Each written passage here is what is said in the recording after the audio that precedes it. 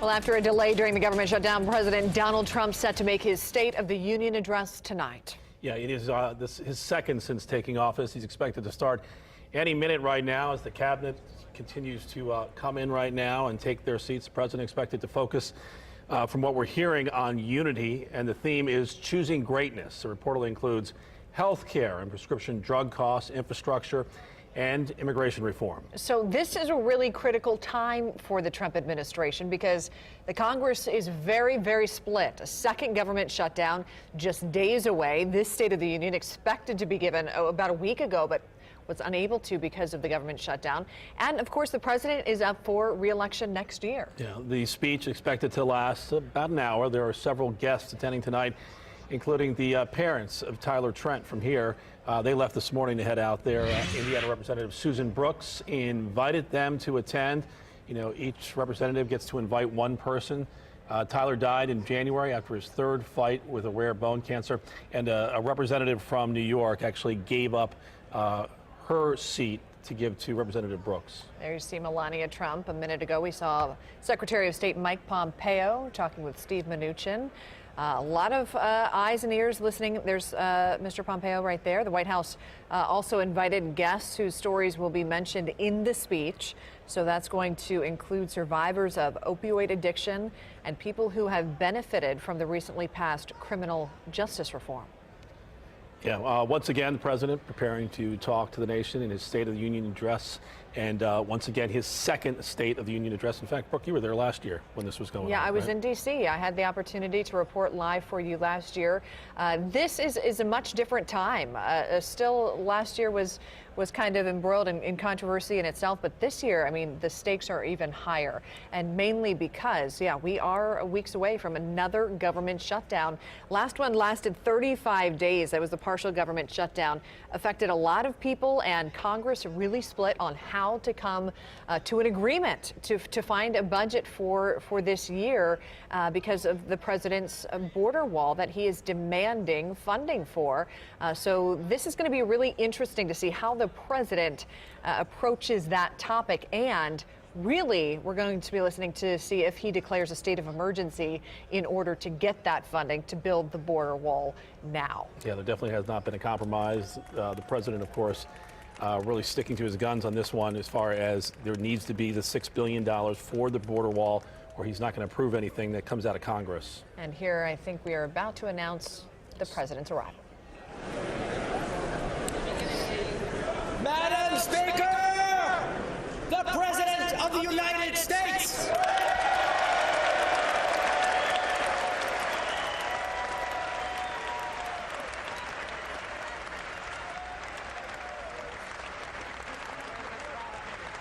And there he is, the President of the United States, Donald Trump, arriving in the House chambers, preparing to give his second State of the Union address tonight, shaking hands as he makes his way to the podium.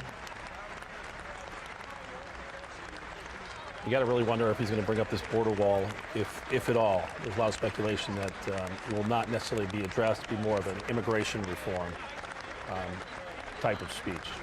I think it would be an elephant in the room if he did not mention it. That is what has held up this budget deal. That is what has caused the government shutdown. So that will be interesting to see if he directly responds to that or not.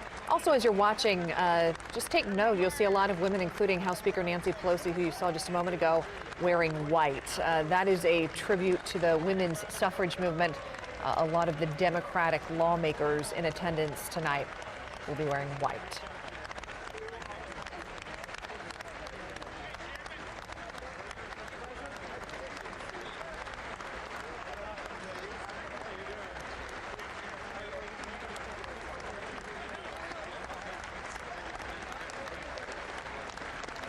So the themes tonight, bipartisanship, a call for unity from President Trump. Another theme to be looking out for is the president's call for a stop to the fighting of, quote, endless wars. He wants to end conflicts that the U.S. has been involved in overseas that he says has been for far too long. See some of the justices there as well. Continue to go around and shake hands. And of before he gets to the podium for his State of the Union address. 4 of the 9 Supreme Court justices expected to attend tonight.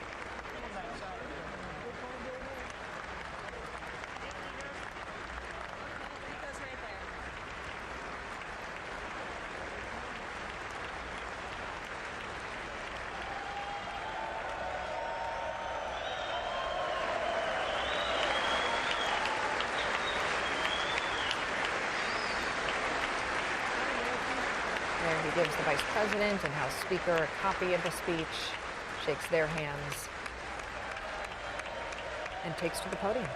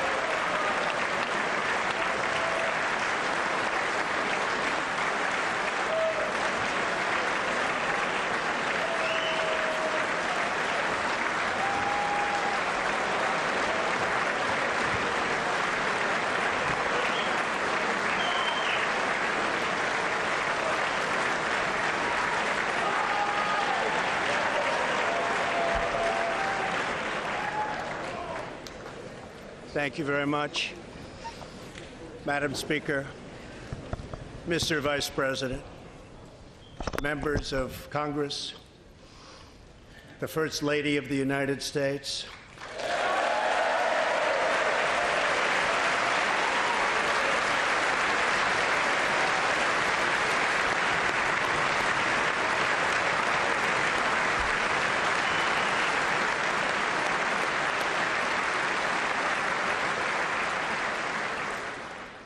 and my fellow Americans.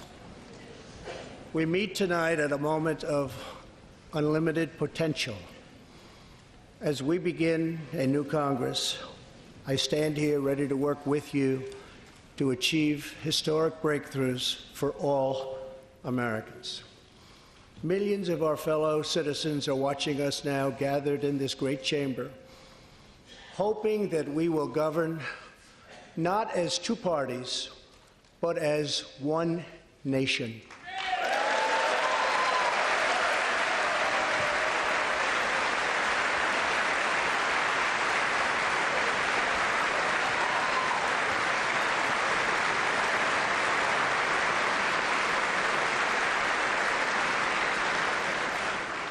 The agenda I will lay out this evening is not a Republican agenda or a Democrat agenda. It's the agenda of the American people.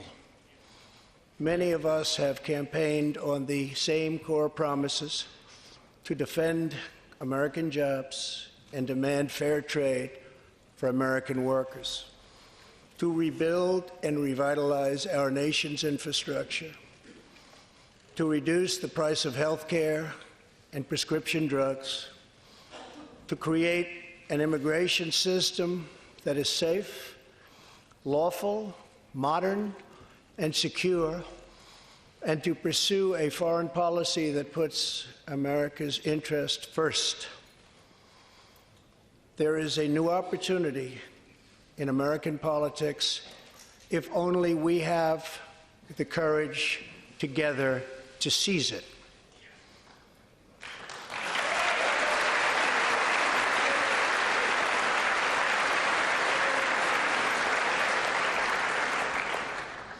Victory is not winning for our party. Victory is winning for our country.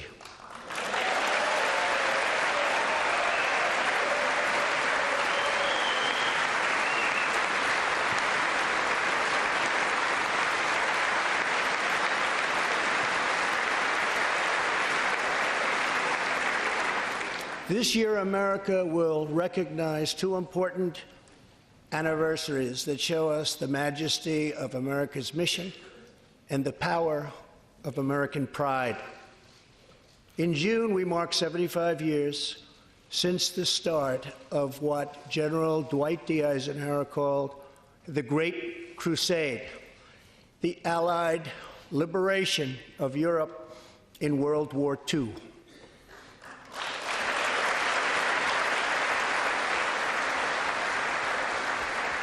On D-Day, June 6, 1944, 15,000 young American men jumped from the sky, and 60,000 more stormed in from the sea to save our civilization from tyranny. Here with us tonight are three of those incredible heroes. Private First Class Joseph Riley, Staff Sergeant Irving Locker, and Sergeant Herman Zaitchik. Please.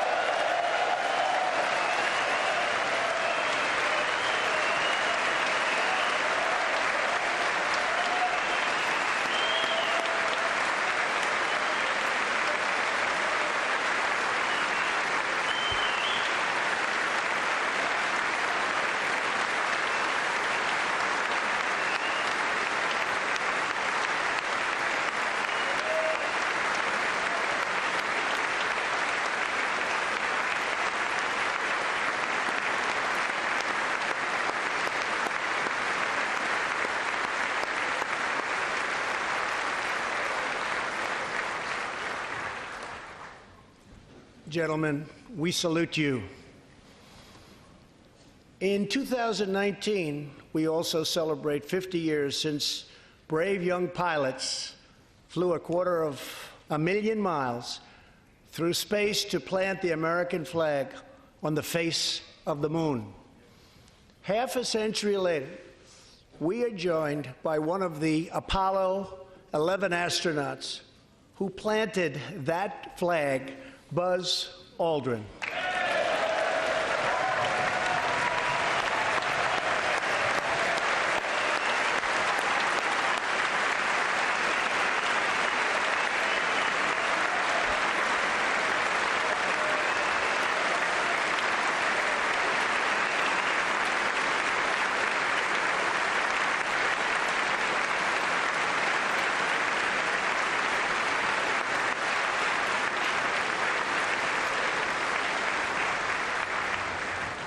Thank you, Buzz.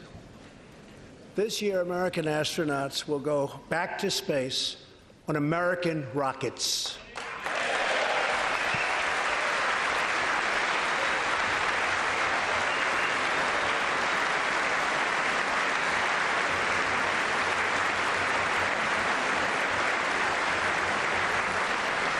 In the 20th century, America saved freedom, transformed science, redefined the middle class, and when you get down to it, there's nothing anywhere in the world that can compete with America.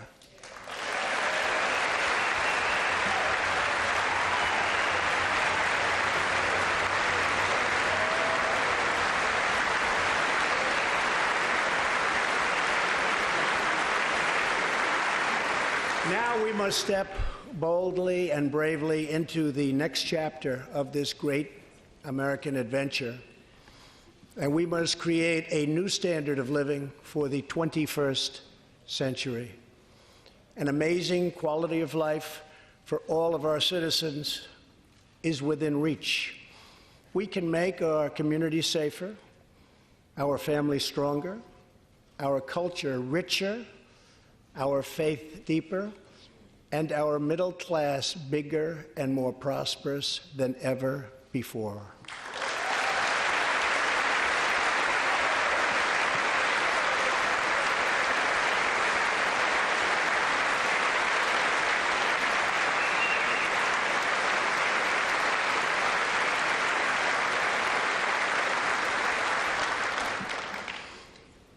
But we must reject the politics of revenge, resistance, and retribution, and embrace the boundless potential of cooperation, compromise, and the common good.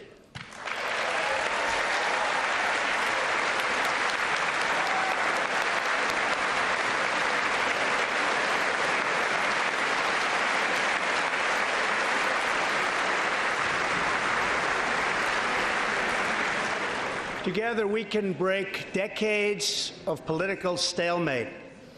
We can bridge old divisions, heal old wounds, build new coalitions, forge new solutions, and unlock the extraordinary promise of America's future.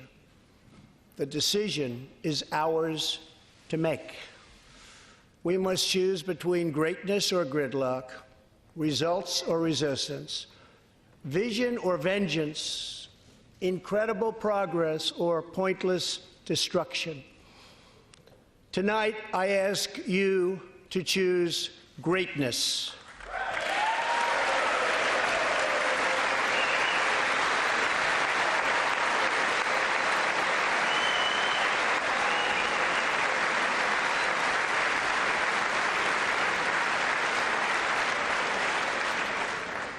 Over the last 2 years, my administration has moved with urgency and historic speed to confront problems neglected by leaders of both parties over many decades. In just over 2 years since the election, we have launched an unprecedented economic boom, a boom that has rarely been seen before. There's been nothing like it. We have created 5.3 million new jobs, and importantly added 600,000 new manufacturing jobs, something which almost everyone said was impossible to do. But the fact is, we are just getting started.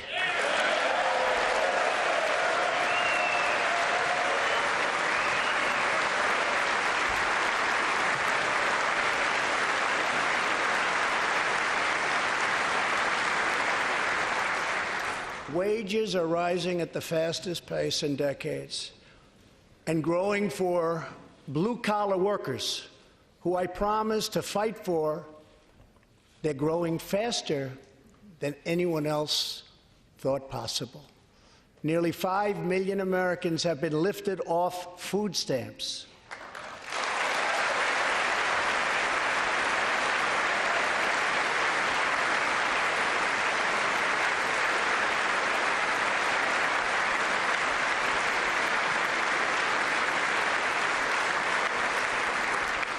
The U.S. economy is growing almost twice as fast today as when I took office, and we are considered far and away the hottest economy anywhere in the world, not even close.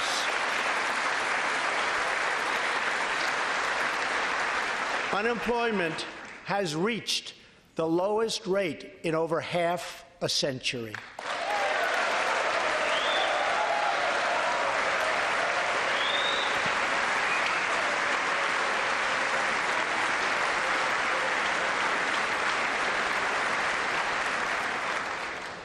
African American, Hispanic American, and Asian American unemployment have all reached their lowest levels ever recorded.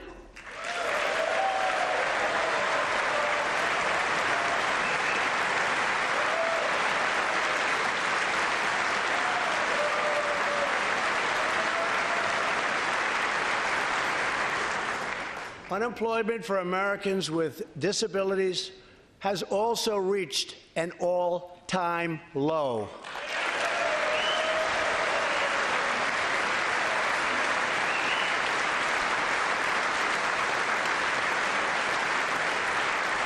More people are working now than at any time in the history of our country. 157 million people at work.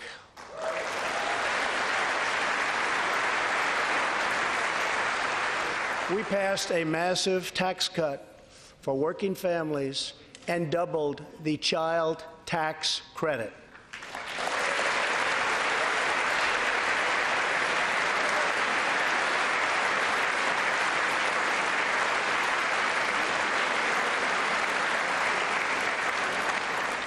we virtually ended the estate tax, or death tax, as it is often called, on small businesses, for ranches, and also for family farms.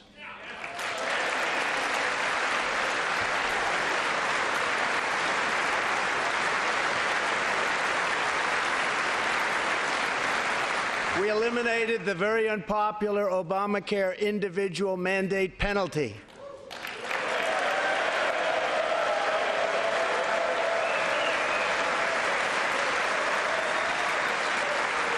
And to give critically ill patients access to life-saving cures, we passed, very importantly, right to try.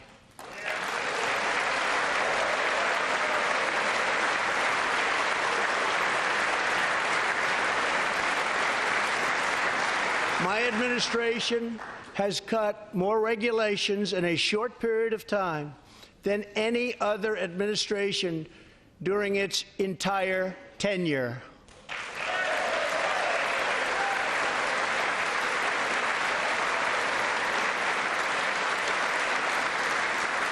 Companies are coming back to our country in large numbers, thanks to our historic reductions in taxes and regulations.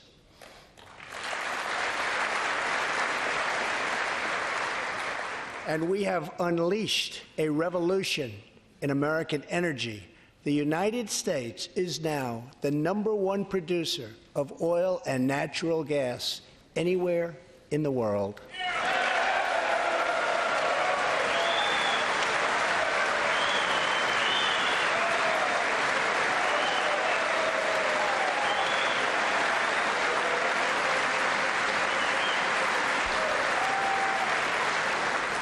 And now, for the first time in 65 years, we are a net exporter of energy.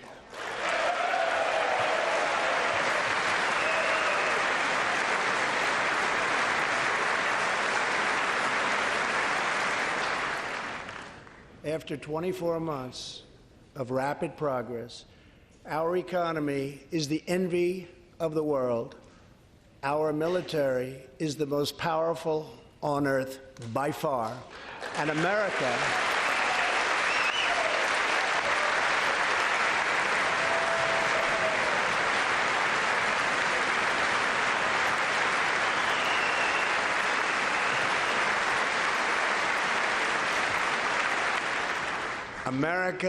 is again winning each and every day.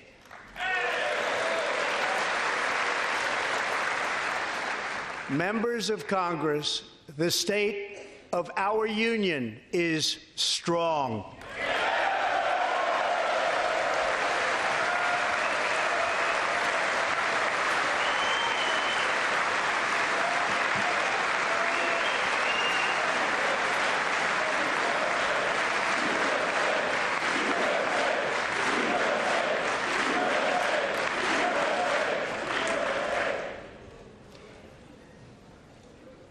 That sounds so good.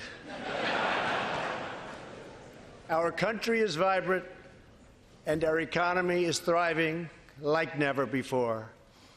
On Friday, it was announced that we added another 304,000 jobs last month alone, almost double the number expected.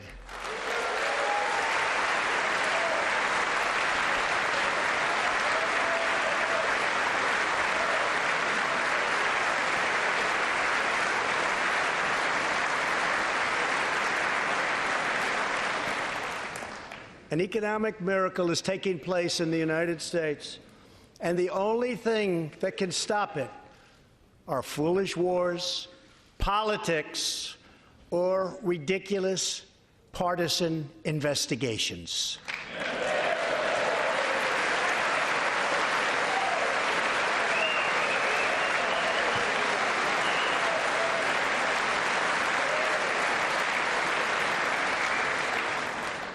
If there is going to be peace and legislation, there cannot be war and investigation.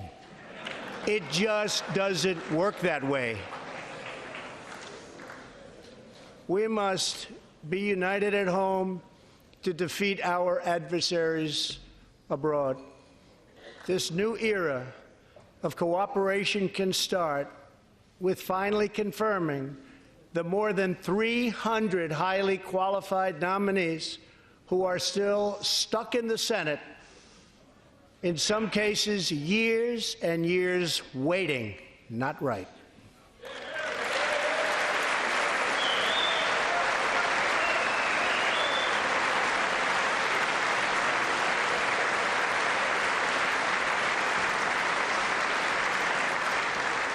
The Senate has failed to act on these nominations, which is unfair to the nominees and very unfair to our country.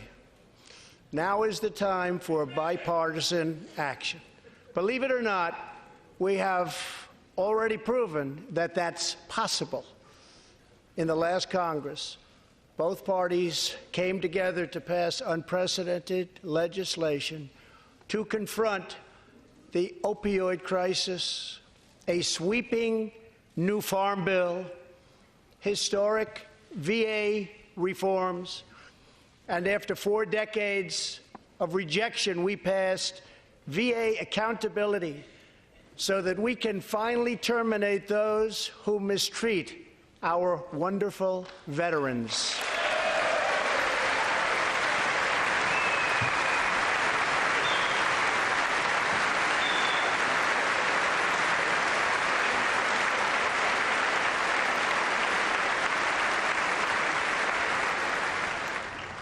And just weeks ago, both parties united for groundbreaking criminal justice reform. They said it couldn't be done.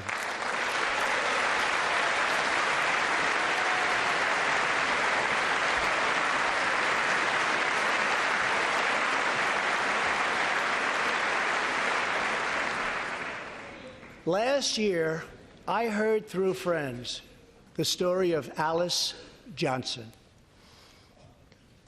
I was deeply moved. In 1997, Alice was sentenced to life in prison as a first-time nonviolent drug offender.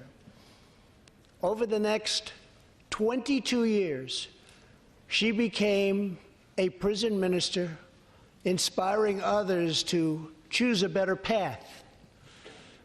She had a big impact on that prison population and far beyond. Alice's story underscores the disparities and unfairness that can exist in criminal sentencing and the need to remedy this total injustice. She served almost that 22 years and had expected to be in prison for the remainder of her life. In June, I commuted Alice's sentence. When I saw Alice's beautiful family greet her at the prison gates, hugging and kissing and crying and laughing, I knew I did something right. Alice is with us tonight, and she is a terrific woman. Terrific. Alice, please.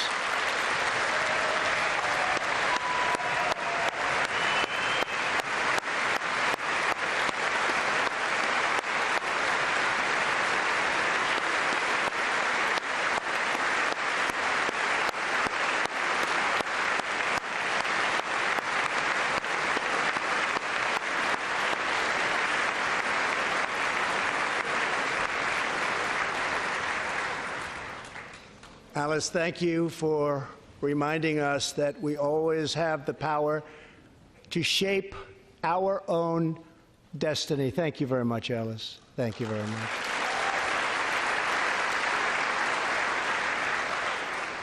Inspired by stories like Alice's, my administration worked closely with members of both parties to sign the First Step Act into law. Big deal. It's a big deal.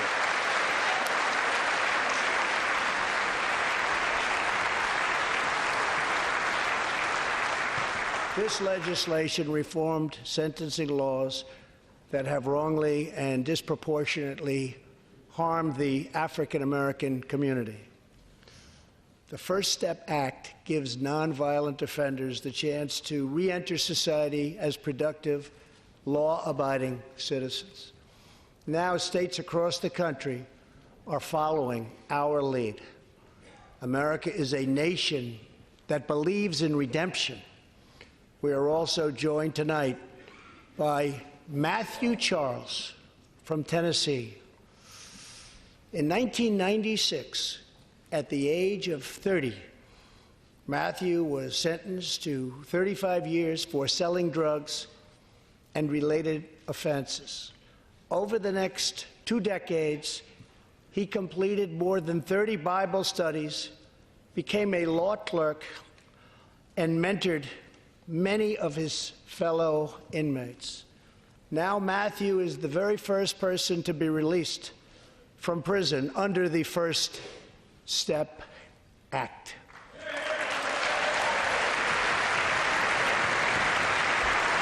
Matthew, please.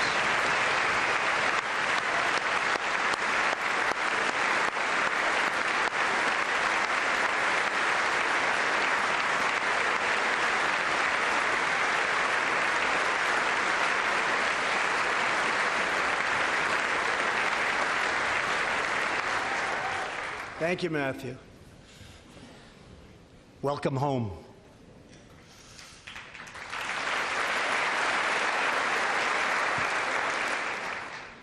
Now, Republicans and Democrats must join forces again to confront an urgent national crisis.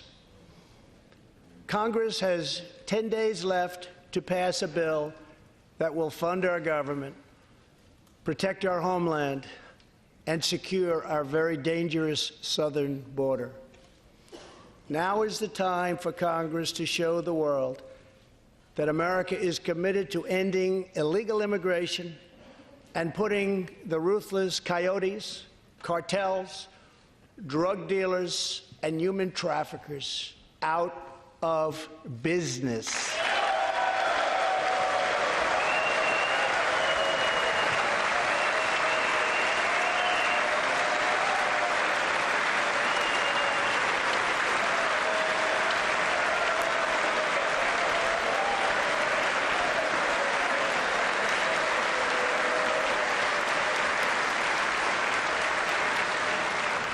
As we speak, large, organized caravans are on the march to the United States. We have just heard that Mexican cities, in order to remove the illegal immigrants from their communities, are getting trucks and buses to bring them up to our country in areas where there is little border protection. I have ordered another 3,750 troops to our southern border to prepare for this tremendous onslaught. This is a moral issue. The lawless state of our southern border is a threat to the safety, security, and financial well-being of all America. We have a moral duty to create an immigration system that protects the lives and jobs of our citizens. This includes our obligation to the millions of immigrants living here today who followed the rules and respected our laws. Legal immigrants enrich our nation and strengthen our society in countless ways.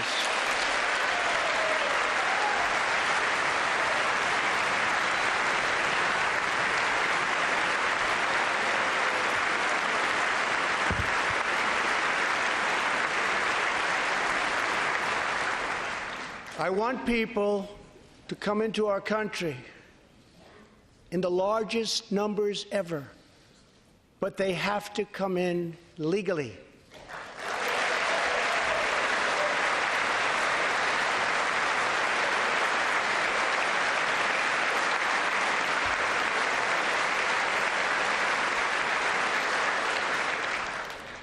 Tonight, I am asking you to defend our very dangerous southern border out of love and devotion to our fellow citizens and to our country. No issue better illustrates the divide between America's working class and America's political class than illegal immigration. Wealthy politicians and donors push for open borders while living their lives behind walls and gates and guards.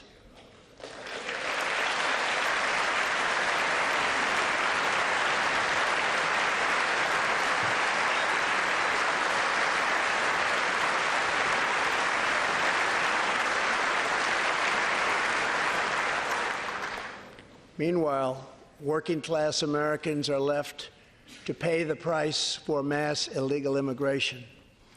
Reduced jobs, lower wages, overburdened schools, hospitals that are so crowded you can't get in, increased crime, and a depleted social safety net. Tolerance for illegal immigration is not compassionate. It is actually very cruel.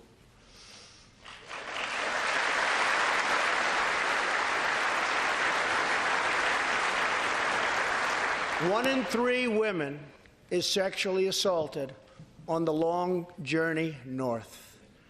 Smugglers use migrant children as human pawns to exploit our laws and gain access to our country.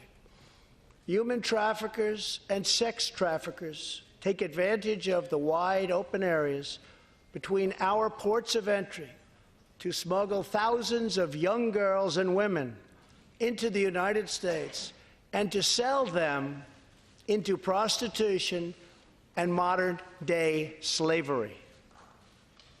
Tens of thousands of innocent Americans are killed by lethal drugs that cross our border and flood into our cities, including meth, heroin, cocaine, and fentanyl. The savage gang, MS-13, now operates in at least 20 different American states, and they almost all come through our southern border. Just yesterday, an MS-13 gang member was taken into custody for a fatal shooting on a subway platform in New York City. We are removing these gang members by the thousands, but until we secure our border, they're going to keep streaming right back in. Year after year, countless Americans are murdered by criminal, illegal aliens. I've gotten to know many wonderful angel moms and dads and families.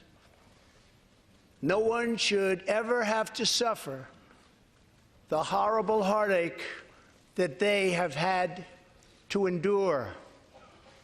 Here tonight is Deborah Bissell. Just 3 weeks ago, Deborah's parents, Gerald and Sharon, were burglarized and shot to death in their Reno, Nevada home by an illegal alien. They were in their 80s and are survived by 4 children, 11 grandchildren, and 20 great-grandchildren. Also here tonight are Gerald and Sharon's granddaughter, Heather, and great-granddaughter, Madison. To Deborah, Heather, Madison, please stand. Few can understand your pain. Thank you, and thank you for being here. Thank you very much.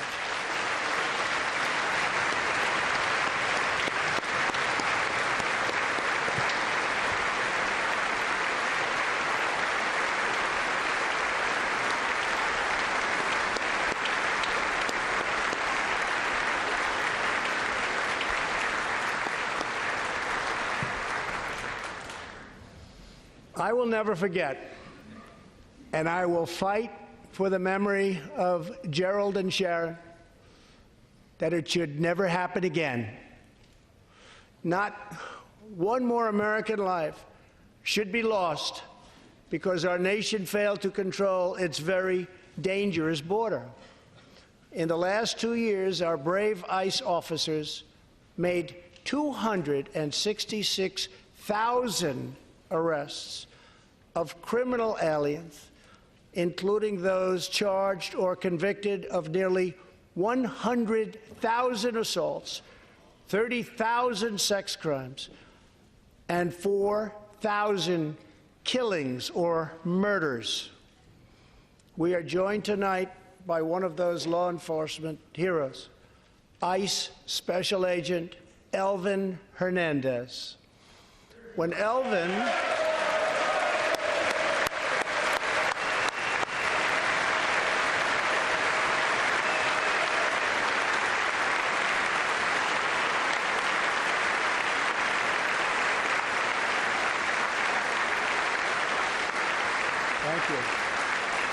When Elvin was a boy, he and his family legally immigrated to the United States from the Dominican Republic.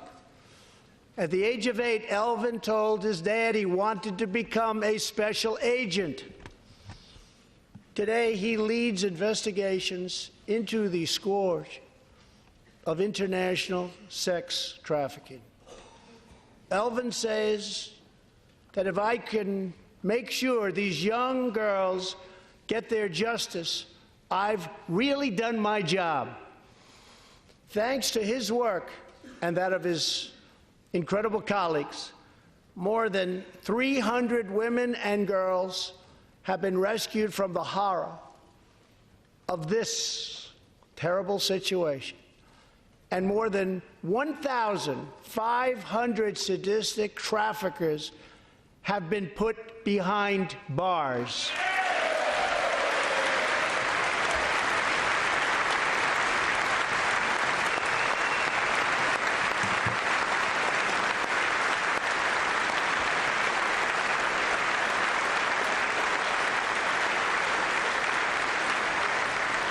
Thank you, Albert. We will always support the brave men and women of law enforcement. And I pledge to you tonight that I will never abolish our heroes from ICE. Thank you.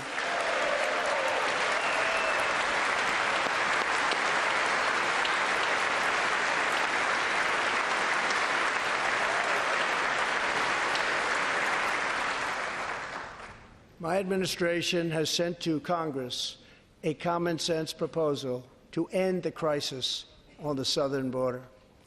It includes humanitarian assistance, more law enforcement, drug detection at our ports, closing loopholes that enable child smuggling, and plans for a new physical barrier or wall to secure the vast areas between our ports of entry. In the past, most of the people in this room voted for a wall. But the proper wall never got built. I will get it built.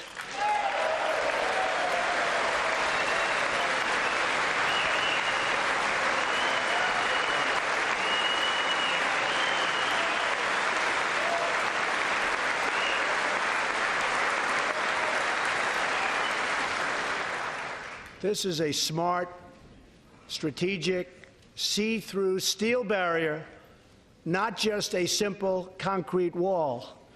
It will be deployed in the areas identified by the border agents as having the greatest need, and these agents will tell you where walls go up, illegal crossings go way, way down.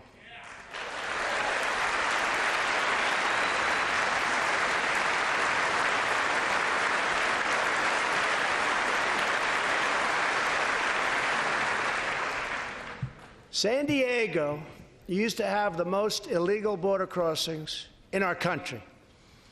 In response, a strong security wall was put in place. This powerful barrier almost completely ended illegal crossings. The border city of El Paso, Texas, used to have extremely high rates of violent crime, one of the highest in the entire country, and considered one of our nation's most dangerous cities.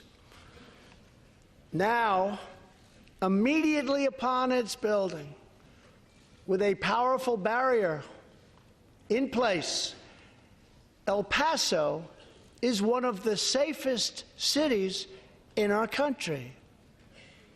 Simply put, walls work and walls save lives.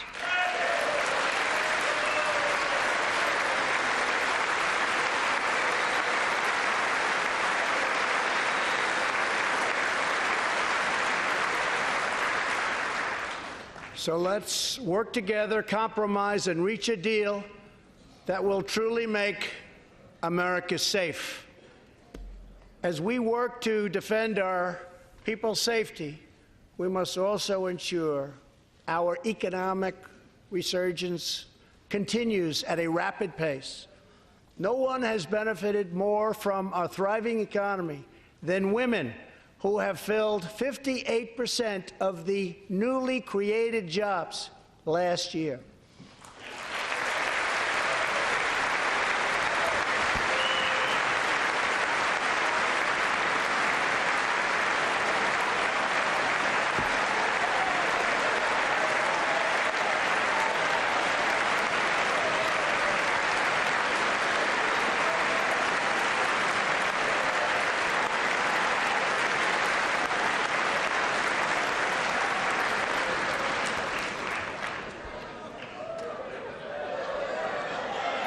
You weren't supposed to do that. Thank you very much. Thank you very much. All Americans can be proud that we have more women in the workforce than ever before.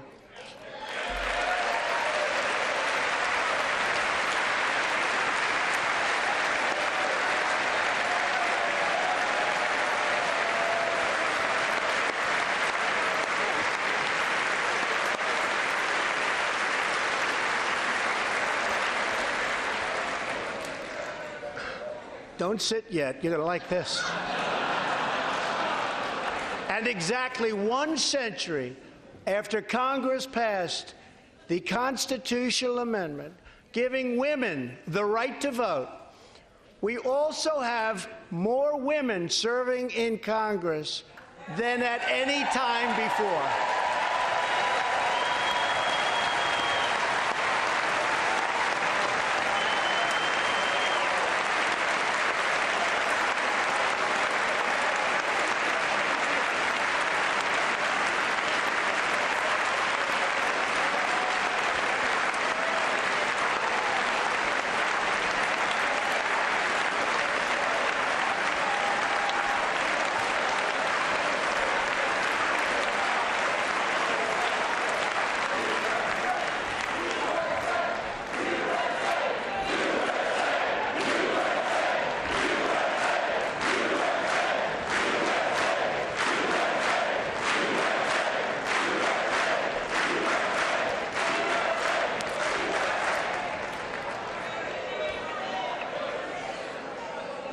That's great.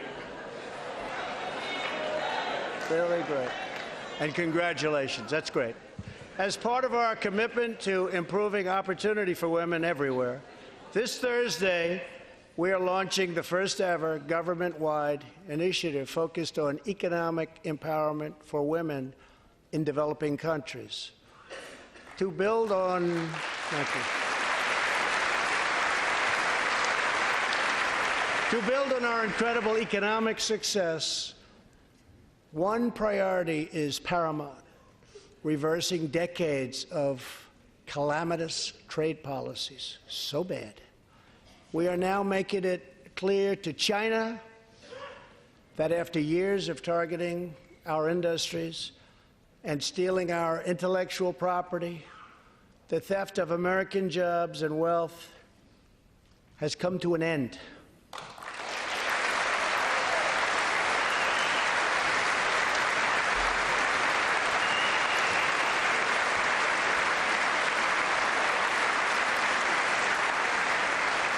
Therefore, we recently imposed tariffs on $250 billion of Chinese goods, and now our Treasury is receiving billions and billions of dollars.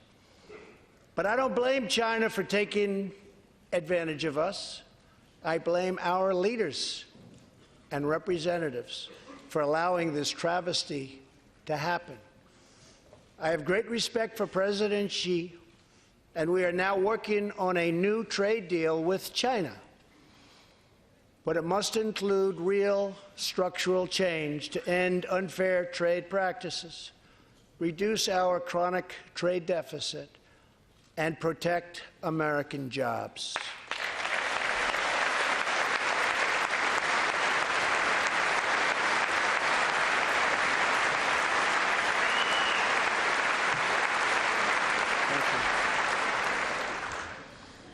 Another historic trade blunder was the catastrophe known as NAFTA.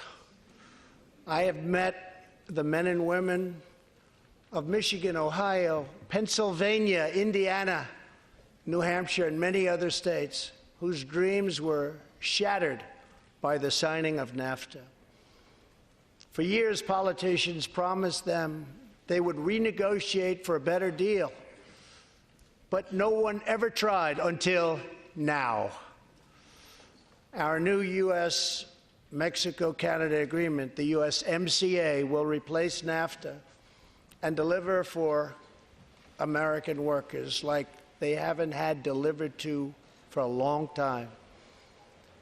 I hope you can pass the USMCA into law so that we can bring back our manufacturing jobs in even greater numbers, expand American agriculture, protect intellectual property, and ensure that more cars are proudly stamped with our 4 beautiful words, made in the USA.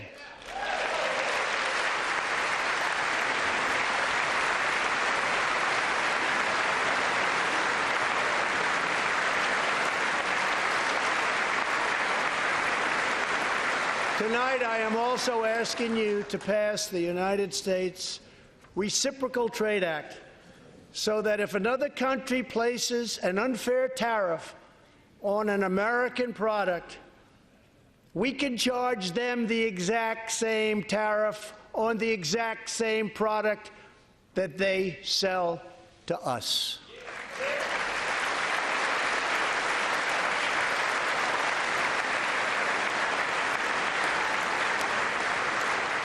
Both parties should be able to unite for a great rebuilding of America's crumbling infrastructure.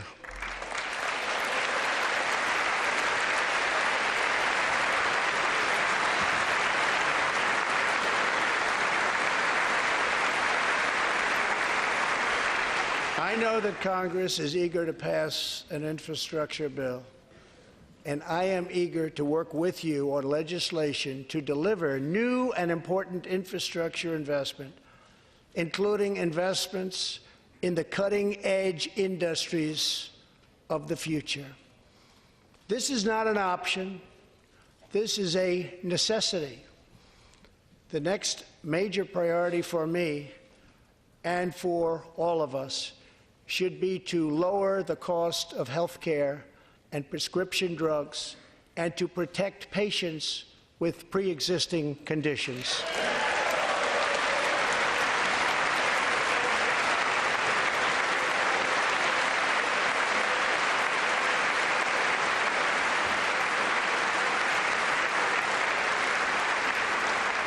Already as a result of my administration's efforts in 2018, drug prices experienced their single largest decline in 46 years.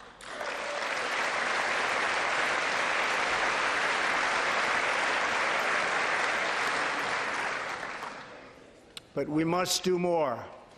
It's unacceptable that Americans pay vastly more than people in other countries for the exact same drugs, often made in the exact same place. This is wrong, this is unfair, And together, we will stop it, and we'll stop it fast.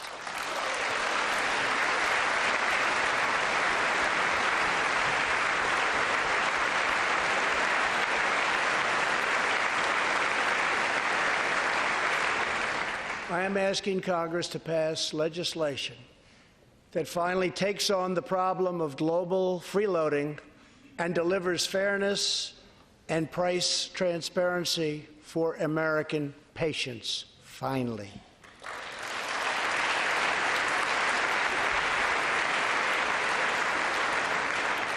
We should also require drug companies, insurance companies, and hospitals to disclose real prices to foster competition and bring costs way down.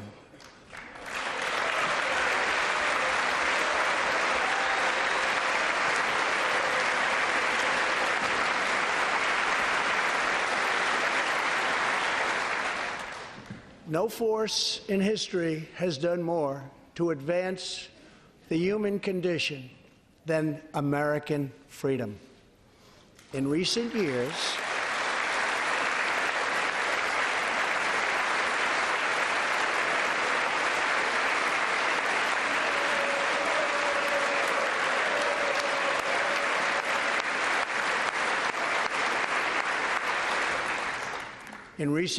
we have made remarkable progress in the fight against HIV and AIDS. Scientific breakthroughs have brought a once distant dream within reach. My budget will ask Democrats and Republicans to make the needed commitment to eliminate the HIV epidemic in the United States within 10 years. We have made incredible strides, incredible.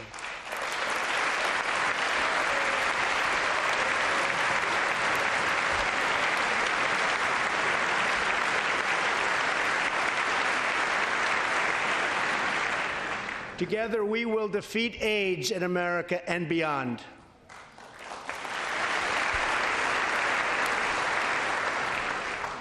Tonight, I am also asking you to join me in another fight that all Americans can get behind, the fight against childhood cancer.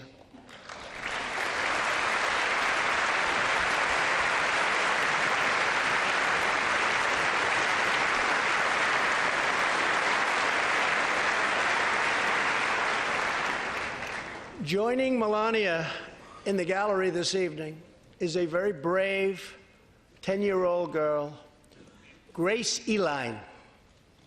Every birthday,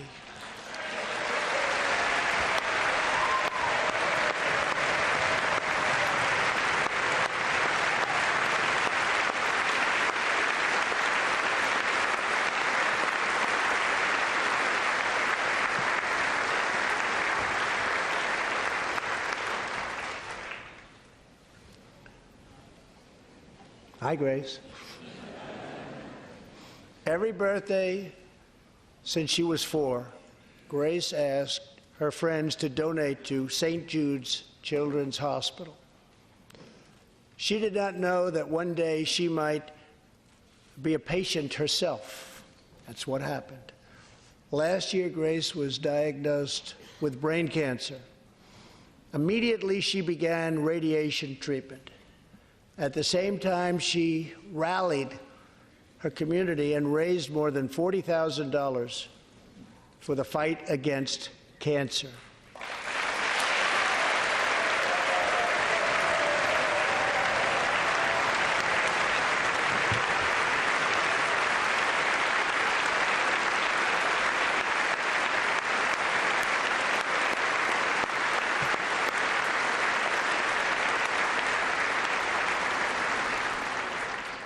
When Grace completed treatment last fall, her doctors and nurses cheered.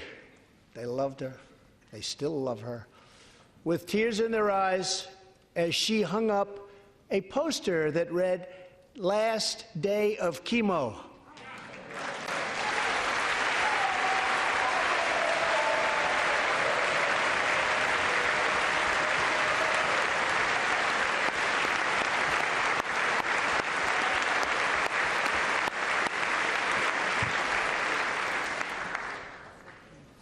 Thank you very much, Grace. You are a great inspiration to everyone in this room. Thank you very much.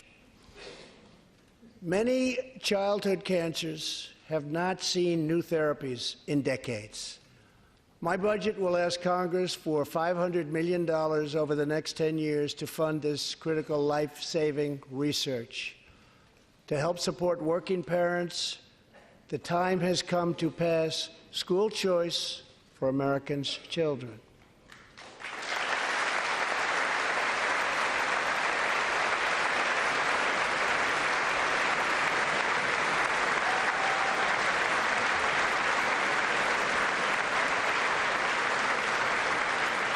I am also proud to be the first president to include in my budget a plan for nationwide paid family leave so that every new parent has the chance to bond with their newborn child.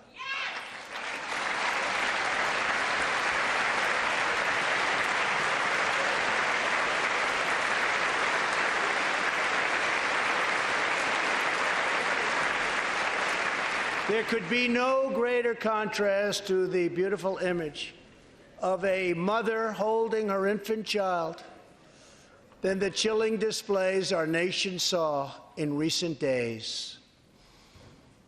Lawmakers in New York cheered with delight upon the passage of legislation that would allow a baby to be ripped from the mother's womb moments from birth.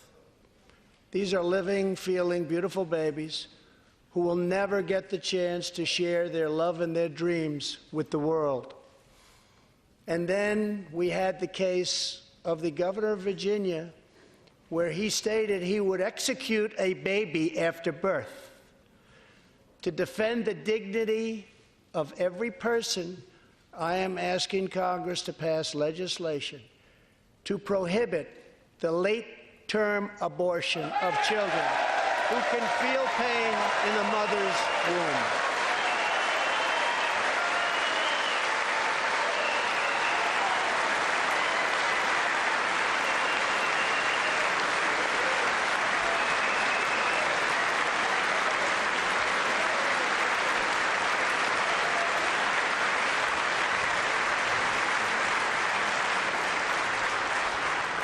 Let us work together to build a culture that cherishes innocent life.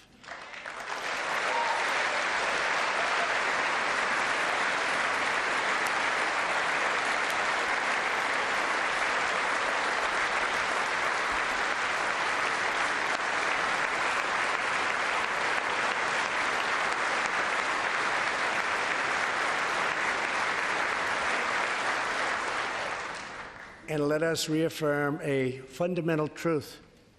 All children, born and unborn, are made in the holy image of God. The final part of my agenda is to protect American security. Over the last 2 years, we have begun to fully rebuild the United States military with $700 billion last year and $716 billion this year. We are also getting other nations to pay their fair share. Finally.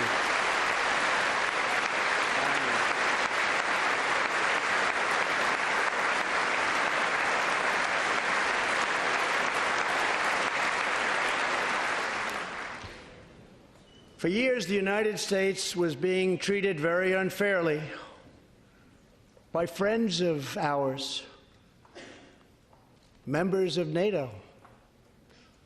But now we have secured, over the last couple of years, more than $100 billion of increase in defense spending from our NATO allies.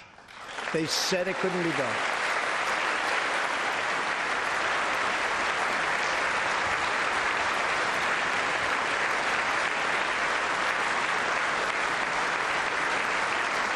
As part of our military buildup, the United States is developing a state-of-the-art missile defense system Under my administration, we will never apologize for advancing America's interests.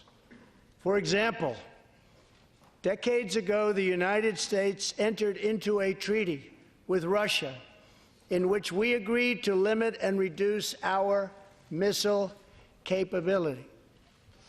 While we followed the agreement and the rules to the letter, Russia repeatedly violated its terms. It's been going on for many years. That is why I announced that the United States is officially withdrawing from the Intermediate Range Nuclear Forces Treaty, or INF Treaty. Perhaps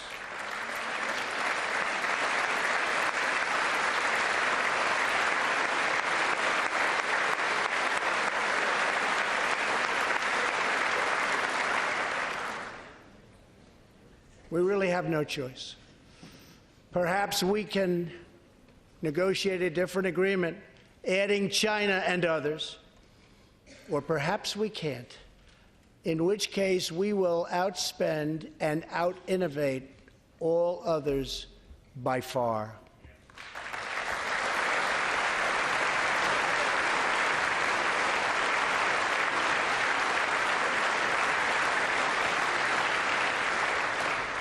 As part of a bold new diplomacy, we continue our historic push for peace on the Korean Peninsula.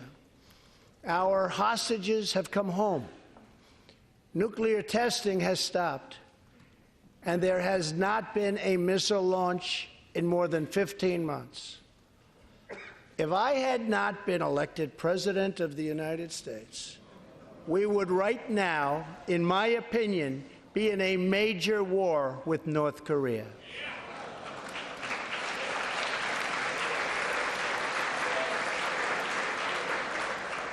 Much work remains to be done, but my relationship with Kim Jong-un is a good one. Chairman Kim and I will meet again on February 27th and 28th in Vietnam.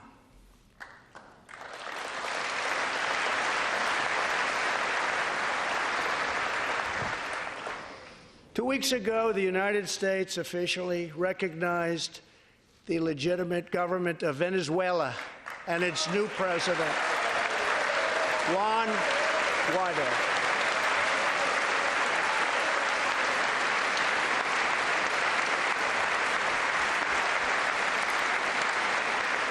We stand with the Venezuelan people in their noble quest for freedom, and we condemn the brutality of the Maduro regime, whose socialist policies have turned that nation from being the wealthiest in South America into a state of abject poverty and despair.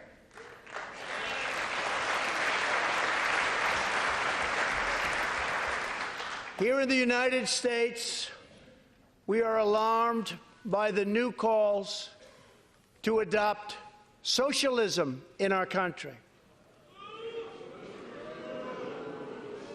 America was founded on liberty and independence, and not government coercion, domination, and control. We are born free, and we will stay free.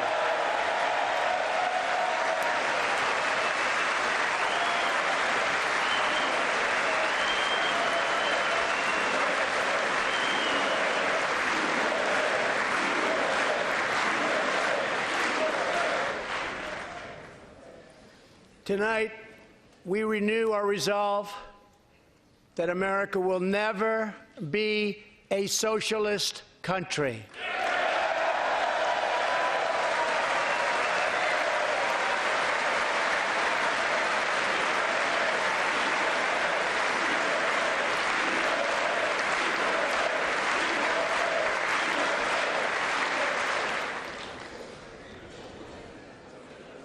One of the most complex set of challenges we face, and have for many years, is in the Middle East.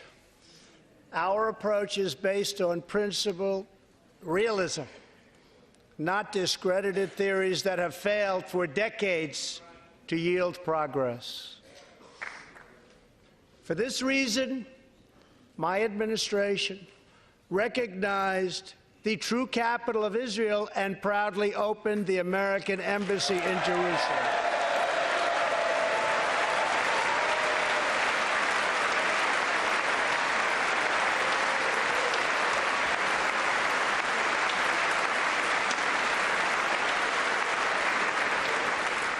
Our brave troops have now been fighting in the Middle East for almost 19 years. In Afghanistan and Iraq, nearly 7,000 American heroes have given their lives. More than 52,000 Americans have been badly wounded. We have spent more than $7 trillion in fighting wars in the Middle East. As a candidate for president, I loudly pledged a new approach. Great nations do not fight endless wars.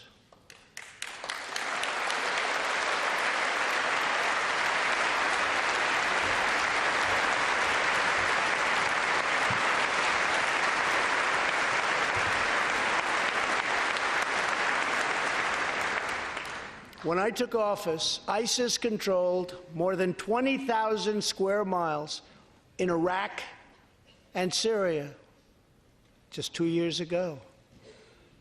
Today, we have liberated virtually all of the territory from the grip of these bloodthirsty monsters. Now, as we work with our allies to destroy the remnants of ISIS, it is time to give our brave warriors in Syria a warm welcome home.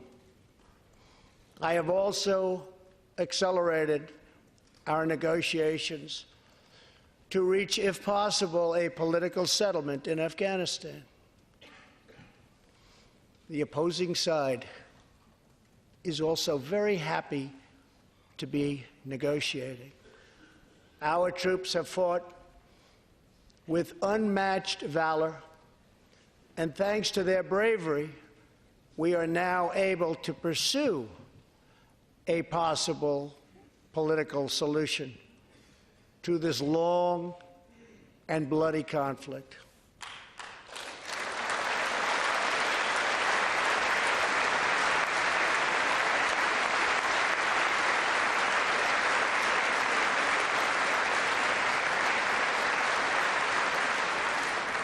In Afghanistan, my administration is holding constructive talks with a number of Afghan groups, including the Taliban. As we make progress in these negotiations, we will be able to reduce our troops' presence and focus on counterterrorism, and we will indeed focus on counterterrorism. We do not know whether we'll achieve an agreement, but we do know that after 2 decades of war, the hour has come to at least try for peace, and the other side would like to do the same thing. It's time.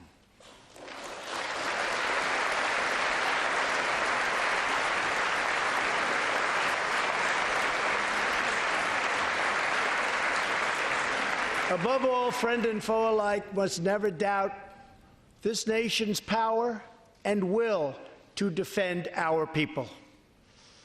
18 years ago, violent terrorists attacked the USS Cole, and last month, American forces killed one of the leaders of that attack.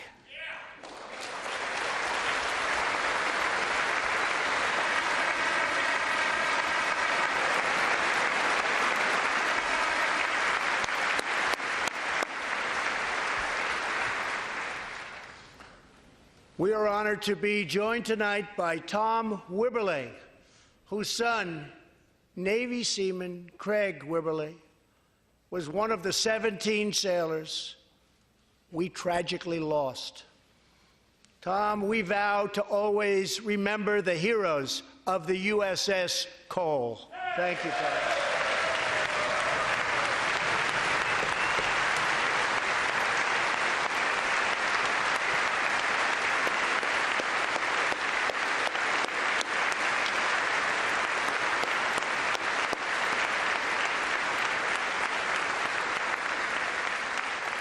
My administration has acted decisively to confront the world's leading state sponsor of terror, the radical regime in Iran. It is a radical regime. They do bad, bad things. To ensure this corrupt dictatorship never acquires nuclear weapons, I withdrew the United States from the disastrous Iran nuclear deal.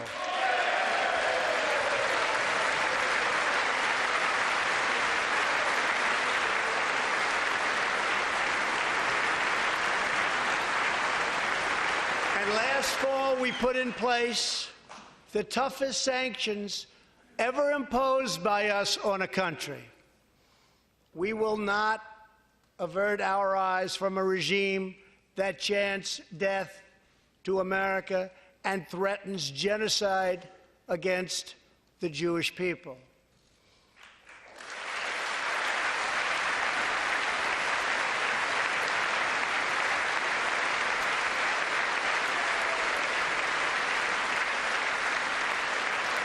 We must never ignore the vile poison of anti-Semitism or those who spread its venomous creed. With one voice, we must confront this hatred anywhere and everywhere it occurs. Just months ago, 11 Jewish Americans were viciously murdered in an anti-Semitic attack on the Tree of Life Synagogue in Pittsburgh.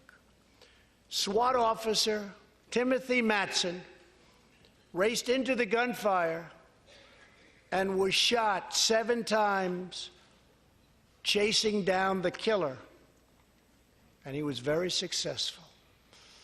Timothy has just had his 12th surgery, and he's going in for many more. But he made the trip to be here with us tonight. Officer Matson, please.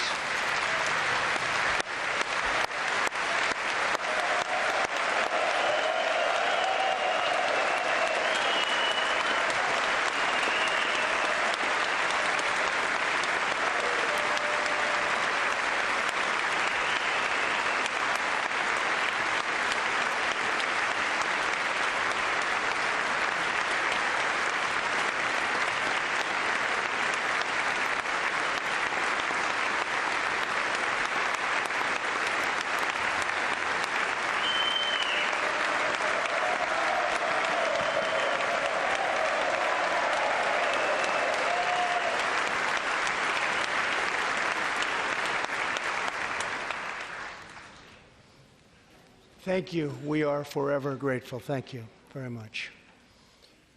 Tonight, we are also joined by Pittsburgh survivor Judah Samet. He arrived at the synagogue as the massacre began. But not only did Judah narrowly escape death last fall, more than 7 decades ago, he narrowly survived the Nazi concentration camps. Today is Judah's 81st birthday.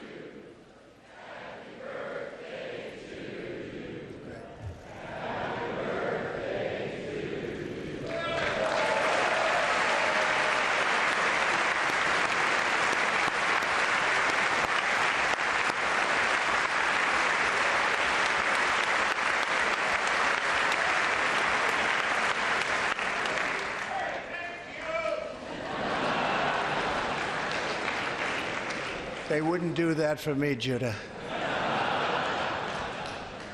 Judah says he can still remember the exact moment nearly 75 years ago, after 10 months in a concentration camp, when he and his family were put on a train and told they were going to another camp.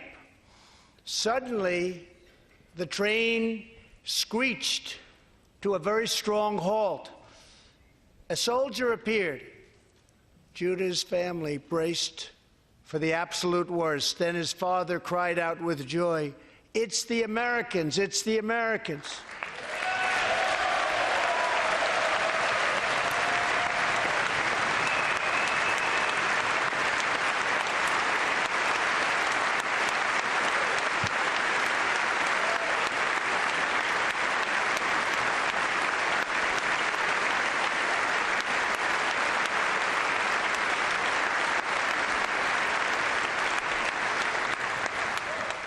Thank you. A second Holocaust survivor who is here tonight, Joshua Kaufman, was a prisoner at Dachau. He remembers watching through a hole in the wall of a cattle car as American soldiers rolled in with tanks. To me, Joshua recalls, the American soldiers were proof that God exists.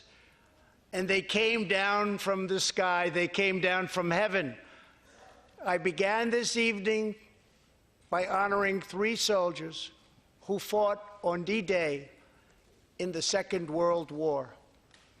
One of them was Herman Zaitchik. But there is more to Herman's story. A year after he stormed the beaches of Normandy, Herman was one of the American soldiers who helped liberate Dachau.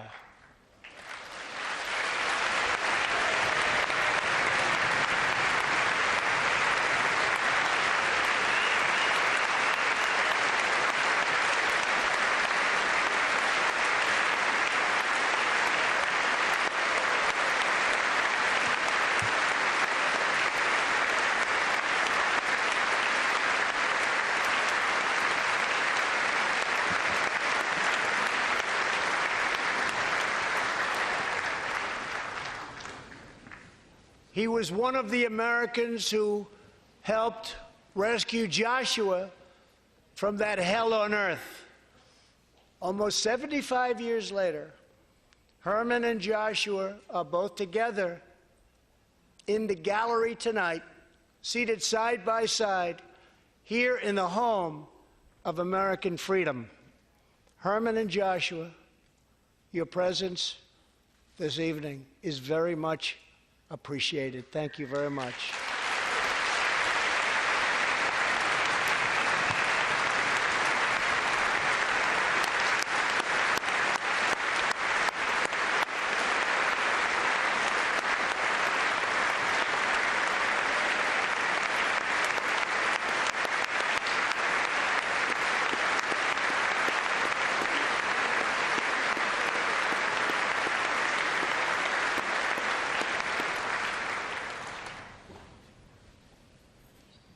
Thank you. When American soldiers set out beneath the dark skies over the English Channel in the early hours of D-Day, 1944, they were just young men of 18 and 19, hurtling on fragile landing craft toward the most momentous battle in the history of war. They did not know if they would survive the hour. They did not know if they would grow old, but they knew that America had to prevail. Their cause was this nation and generations yet unborn. Why did they do it? They did it for America. They did it for us. Everything that has come since our triumph over communism, our giant leaps of science and discovery, our unrivaled progress towards equality and justice, All of it is possible thanks to the blood and tears and courage and vision of the Americans who came before. Think of this Capitol. Think of this very chamber where lawmakers before you voted to end slavery, to build the railroads and the highways, and defeat fascism, to secure civil rights, and to face down evil empires. Here tonight, we have legislators from across this magnificent republic. You have come from the rocky shores of Maine and the volcanic peaks of Hawaii, from the snowy woods of Wisconsin and the red deserts of Arizona, from the green farms of Kentucky and the golden beaches of California. Together, we represent the most extraordinary nation in all of history. What will we do with this moment? How will we be remembered? I ask the men and women of this Congress, look at the opportunities before us. Our most thrilling achievements are still ahead. Our most exciting journeys still await. Our biggest victories are still to come. We have not yet begun to dream. We must choose whether we are defined by our differences or whether we dare to transcend them. We must choose whether we squander our great inheritance or whether we proudly declare that we are Americans. We do the incredible. We defy the impossible. We conquer the unknown. This is the time to reignite the American imagination. This is the time to search for the tallest summit and set our sights on the brightest star. This is the time to rekindle the bonds of love and loyalty and memory that link us together as citizens, as neighbors, as patriots. This is our future, our fate, and our choice to make. I am asking you to choose greatness. No matter the trials we face, no matter the challenges to come, we must go forward together. We must keep America first in our hearts. We must keep freedom alive in our souls. And we must always keep faith in America's destiny. That one nation, under God, must be the hope and the promise and the light and the glory among all the nations of the world. Thank you, God bless you, and God bless America. Thank you very much. Thank you.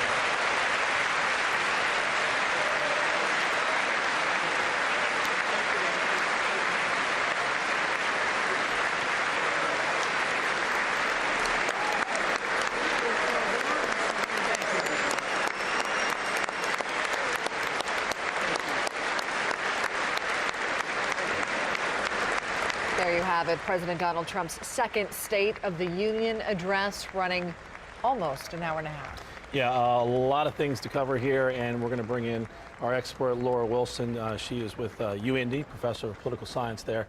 A variety of topics here. I mean, almost the longest State of the Union speech compared to Bill Clinton back in 2000.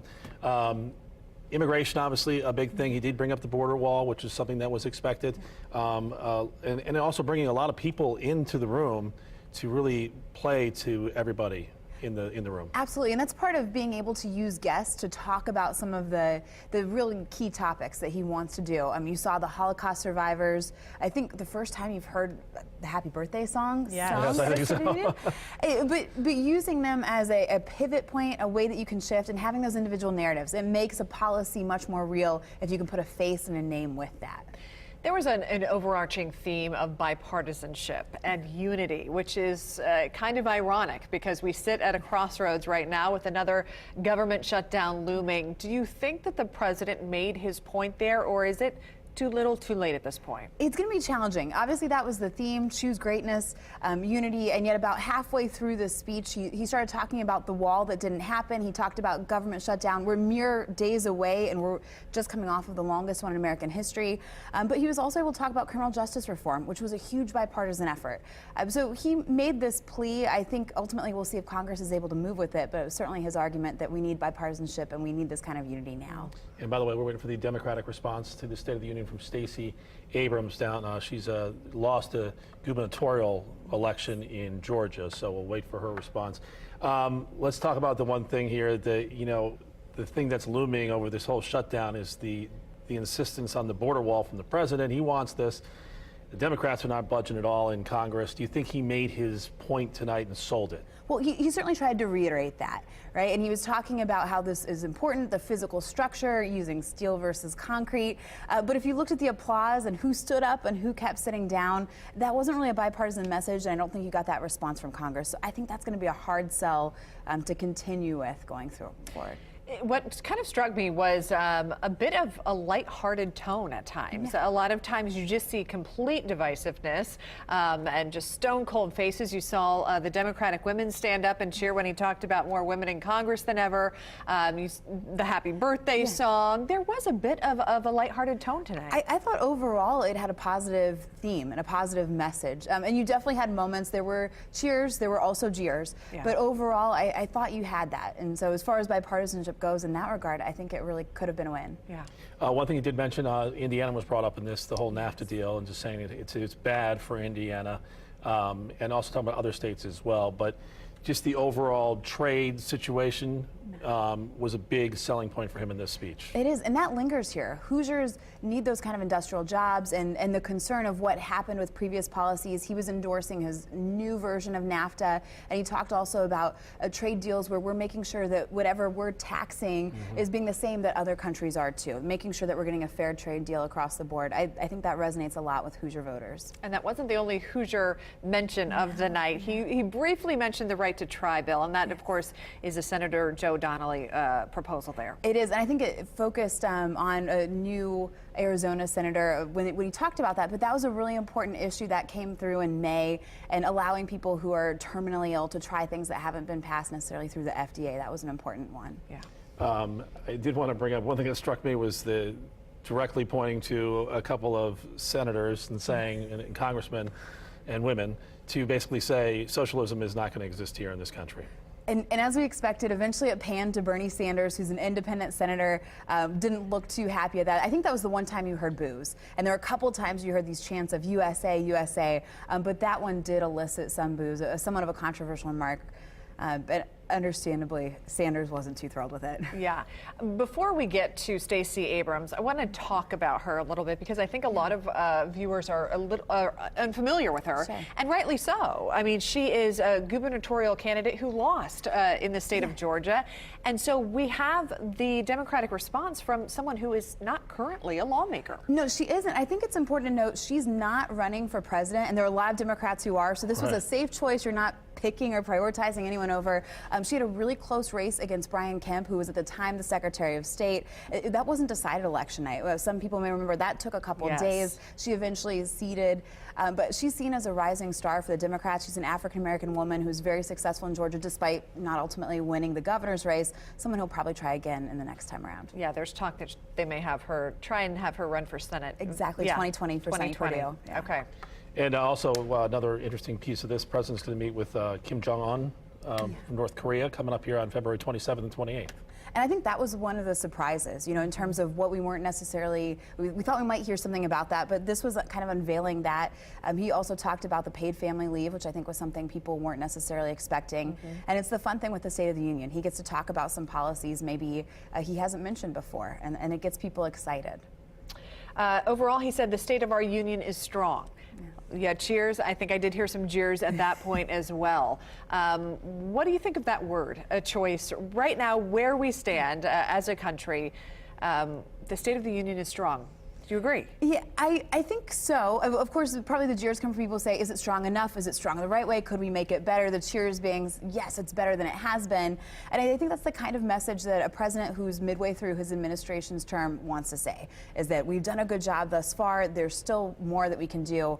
This should be a positive message coming from him, talking about all of his accolades, what he's accomplished, but also kind of the agenda setting forward. As strong was a good word choice there. Especially economically. I mean, he touted a lot of economic numbers. 5.3 million new jobs, he says, 600,000 manufacturing jobs, and I can't remember the number that was from this past month, but the economy definitely, you're kind of seeing what he's going to set up for a re-election, to some of the stances on immigration, the economy being strong, you know, trade. Yeah. Obviously being strong on that, strong missile defense as well, and also withdrawing troops right now, trying to start talking about that in Afghanistan. We already see that now in Syria. He wants to speed that up.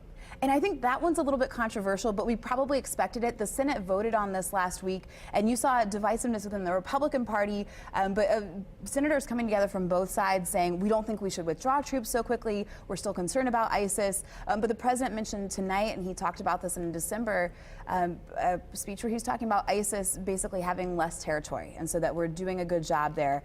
I think that in some ways is more controversial amongst the Senate versus the president, but a lot of things that you expect to see. If you're checking down the box, we thought we'd hear about health care. We did. The repeal of the individual mandate from the Affordable Care Act. We thought we'd hear about the business regulations that have been rolled back. He talked about the environment, talked just briefly about education, a number of things that you expect him to say going forward into an election cycle, but also looking back at what he's accomplished so far. Well, one thing that we were listening for and we didn't hear was a state of emergency regarding the border wall. We were wondering, is this the platform that the president will choose to declare a state of emergency to get that border wall built? He did not. I think it would have been a surprise, and we knew he might say that. I think it was also probably a good choice. This isn't the place or the time. This isn't necessarily the platform for it. You never know, though, especially with this president. You never know what he's going to do. We're just taking a look at some file video here of immigration. It certainly took a big chunk of time in his speech. He really talked about, as he did, the dangerous, I think he used that word quite a few times, the dangerous southern border, talking about the gang situation, and some of his guests there were victims of violence at the hands of illegal immigration. He said, I want the most immigrants ever to come into our country. I just want them to come legally. And that was an interesting phrase when he said that, because it almost sounded like he was opening immigration, but he was very specific about illegal immigration. And he even talked about how great the diversity, what legal immigrants contribute to our country, but the concern about the illegal immigrants. I think that was a distinction he made very clear in this speech that he hasn't necessarily done before. And also, you know, some when you invite some big names in there, you're going to get a positive response from both sides of the aisle, right? You see, you honored some military World War II veterans, and Buzz Aldrin was there, the second man to walk on the moon, saying that we're going to send, you know, was it 50 years since landing a man on the moon? You know, we're going to have American rockets sending Americans into space. This is a great display of patriotism. I mean, these are some of the who's who's in terms of American politics in our society, and it's a really nice opportunity for them, but also, especially when your theme is American greatness and unity, these are people that aren't partisan. Everyone can get behind, and what they've accomplished is something that we should look back and be excited about and also motivated for the future. Yeah, we heard a few USA chants too throughout the night. Right. And a happy birthday. Right? Okay, I think the Democratic response is ready. Let's listen in. Our union. Growing up, my family went back and forth between lower middle class and working class. Yet even when they came home weary and bone tired, my parents found a way to show us all who we could be. My librarian mother taught us to love learning. My father, a shipyard worker, put in overtime and extra shifts, and they made sure we volunteered to help others. Later, they both became United Methodist ministers, an expression of the faith that guides us. These were our family values: faith, service, education, and responsibility. Now, we only had one car, so sometimes my dad had to hitchhike and walk long stretches during the 30-mile trip home from the shipyards. One rainy night, my mom got worried. We piled in the car and went out looking for him, and we eventually found my dad making his way along the road, soaked and shivering in his shirt sleeves. When he got in the car, my mom asked if he'd left his coat at work. He explained that he'd given it to a homeless man he'd met on the highway. When we asked why he'd given away his only jacket, my dad turned to us and said, "I knew when I left that man he'd still be alone, but I could give him my coat because I knew you were coming for me." Our power and strength as Americans lives in our hard work and our belief in more. My family understood firsthand that while success is not guaranteed, we live in a nation where opportunity is possible. But we do not succeed alone. In these United States, when times are tough, we can persevere because our friends and neighbors will come for us. Our first responders will come for us. It is this mantra, this uncommon grace of community, that has driven me to become an attorney, a small business owner, a writer, and most recently, the Democratic nominee for governor of Georgia. My reason for running was simple. I love our country and its promise of opportunity for all. And I stand here tonight because I hold fast to my father's credo. Together, we are coming for America, for a better America. Just a few weeks ago, I joined volunteers to distribute meals to furloughed federal workers. They waited in line for a box of food and a sliver of hope since they hadn't received paychecks in weeks. Making livelihoods of our federal workers a pawn for political games is a disgrace. The shutdown was a stunt engineered by the President of the United States, one that defied every tenet of fairness and abandoned not just our people, but our values. For 7 years, I led the Democratic Party in the Georgia House of Representatives. I didn't always agree with the Republican speaker or governor, but I understood that our constituents didn't care about our political parties, they cared about their lives. So when we had to negotiate criminal justice reform or transportation or foster care improvements, the leaders of our state didn't shut down. We came together and we kept our word. It should be no different in our nation's capital.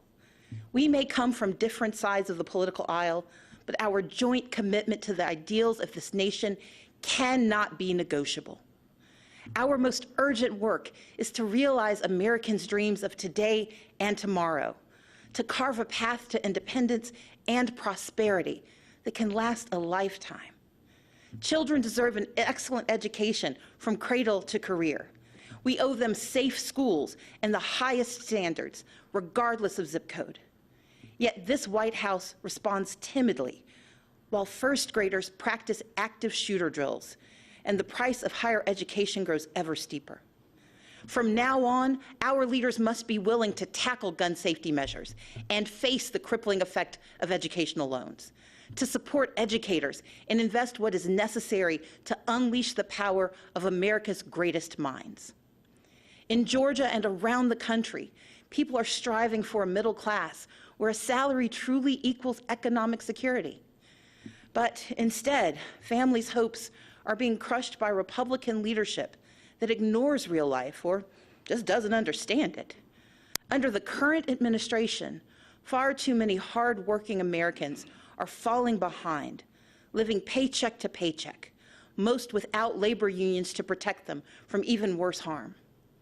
The Republican tax bill rigged the system against working people. Rather than bringing back jobs, plants are closing, layoffs are looming, and wages struggle to keep pace with the actual cost of living.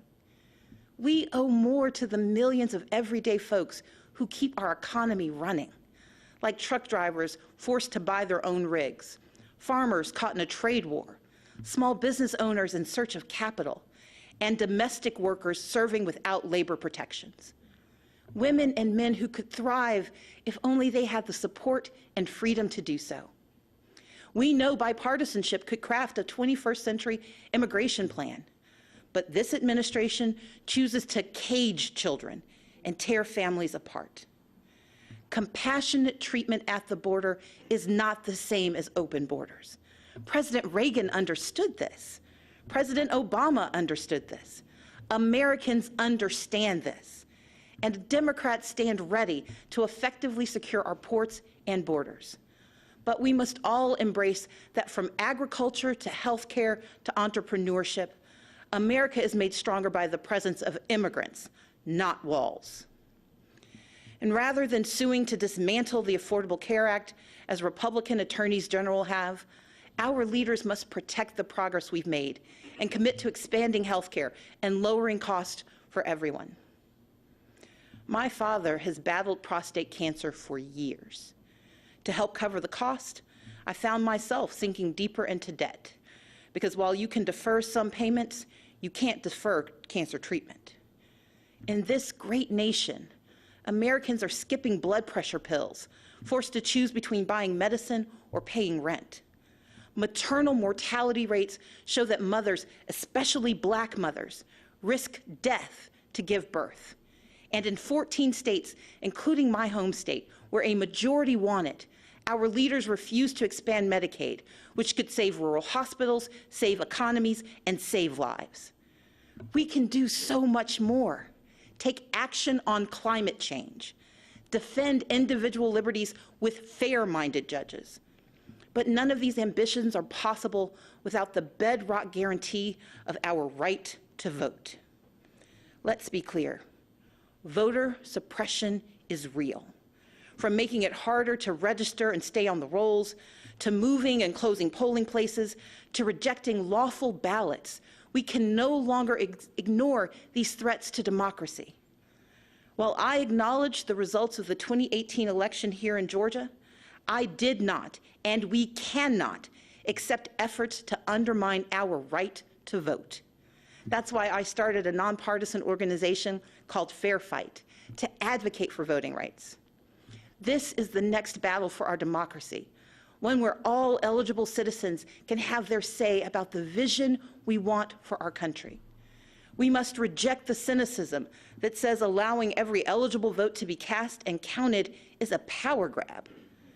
Americans understand that these are the values our brave men and women in uniform and our veterans risk their lives to defend. The foundation of our moral leadership around the globe is free and fair elections, where voters pick their leaders, not where politicians pick their voters. In this time of division and crisis, we must come together and stand for and with one another. America has stumbled time and again on its quest towards justice and equality. But with each generation, we have revisited our fundamental truths, and where we falter, we make amends. We fought Jim Crow with the Civil Rights Act and the Voting Rights Act. Yet we continue to confront racism from our past and in our present, which is why we must hold everyone from the highest offices to our own families accountable for racist words and deeds, and call racism what it is: wrong. America achieved a measure of reproductive justice in Roe v. Wade, but we must never forget it is immoral to allow politicians to harm women and families to advance a political agenda. We affirmed marriage equality, and yet the LGBTQ community remains under attack. So, even as I am very disappointed by the president's approach to our problems, I still don't want him to fail. But we need him to tell the truth, and to respect his duties, and respect the extraordinary diversity that defines America. Our progress has always been found in the refuge, in the basic instinct of the American experiment, to do right by our people. And with a renewed commitment to social and economic justice, we will create a stronger America together. Because America wins by fighting for our shared values against all enemies, foreign and domestic. That is who we are. And when we do so, never wavering, the state of our union will always be strong. Thank you, and may God bless the United States of America. That was Stacey Abrams giving the Democratic response to the State of the Union. Abrams lost the governor's race in Georgia recently this year. Sounded very much like a campaign speech there than a direct rebuttal of everything the president said. Of course, that's hard to do because he spoke for about an hour and a half, and now you got to come out with a quick speech. It is, and of course the speech was written before, so you have to kind of anticipate what he'll talk about. And she did hit on many of the things we would expect. She talked about immigration and a different plan towards it, discussed a little bit in terms of abortion, and basically said where the Democrats stand in opposition to the president and the administration. Something a little different with this speech as opposed to other Democratic or Republican responses in the past. This was a lot about Stacey Abrams. This gave about 3 minutes into her background and her childhood, and moved on to voter issues that she, of course, faced in this latest governor's race. So this shone a spotlight on her. It was. I think in some ways they were using that personal narrative as a proxy for an average American. And so she did spend quite a bit of time talking about her family, her childhood, as one would expect if she was running for office. To our knowledge, she is not at the moment. But giving that as a background, saying, like, I'm an average American like you. This is why I stand for the Democratic Party platform, and this is why we're in opposition to what the president stands for. Yeah, she talked a lot about the middle class and telling her own story, of course. And not only that, but just I heard some buzzwords out there. She said layoffs are looming, kind of attacking the economy, where the president is touting the economy and all the new job creations. Yeah, and I think it's hard. The economy is really good right now, but if you're going to be in opposition, you have to say, but it's not always going to be this good, and it could be better, talking about jobs that haven't really come back, and the concern in terms of higher increase of costs, but lower wages. There are definitely pinpoints where I don't think either of them are factually inaccurate, but it's looking at the same problem from different perspective. It's all how you spin it. It is. Can you give kind of your opinion on the response in general compared to years past? I thought it was a strong response. It did seem much more personal than what you're used to. I felt like she was speaking as Stacey Abrams and not necessarily the Democratic Party, but that may have been intentional and strategic. That may have been what they thought would be most effective in really focusing on what Americans want to hear. Yeah, they maybe didn't want to put somebody out there, of the 20 people that are going to be running on the Democratic side for president. Maybe not put somebody, somebody that they don't know yet, that could be a rising star. I know she's not running for president, but there's talk she'll run for the Senate in Absolutely. Georgia. This is an introduction for all of Americans. So people who weren't paying attention to the Georgia's governor's race, which would be most people who don't live in Georgia, this was kind of her introduction on a national platform. And it was smart. The party wouldn't want to pick someone who's already declared that they're running for president because that looks like favoritism. There are plenty of people out there. She's just someone who's coming up, someone we should look at in the future. All right. Dr. Laura Wilson, thanks so much for joining us tonight. We'll have more with you coming up at 11 o'clock because the news at 11 starts now.